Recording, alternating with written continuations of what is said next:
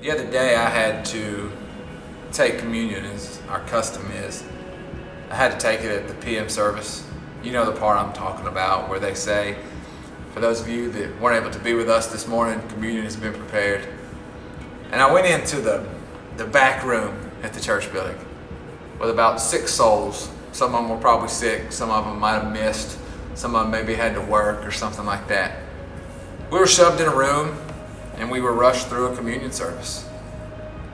And I thought to myself, man, this doesn't have a lot of meaning to it. This doesn't have a lot of feeling to it. We're back here taking communion in the back room, 6 out of hundreds, who are back here because we missed this morning. And I thought, people on Sunday morning had a different experience.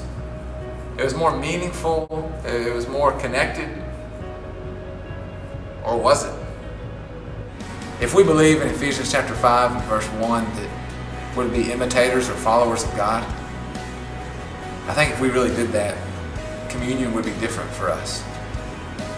And I think we should challenge ourselves as a church family to not only ask people, hey, would you like to come worship with us? But to tailor our evangelism, to tailor our efforts, to tailor the programs that you're planning right now around the fact of we get to take communion together once a week. This matters to us. We're not going to rush through it. We're not going to make it something where we just stand up there like the military line and we hand it out, we pass it out with no expression on our face. I get the grim parts. I get the fact about his death, and I get the fact of sometimes being sorrowful about it. But you know what else I get? I get the fact that he got up. I get the fact that he came back to life and that this is joyous that he did this.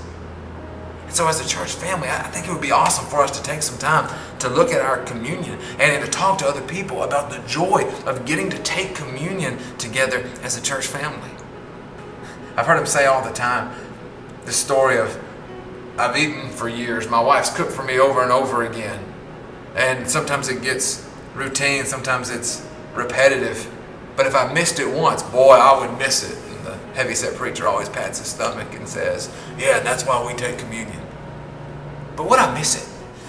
Because if I wouldn't, what am I going to invite people to?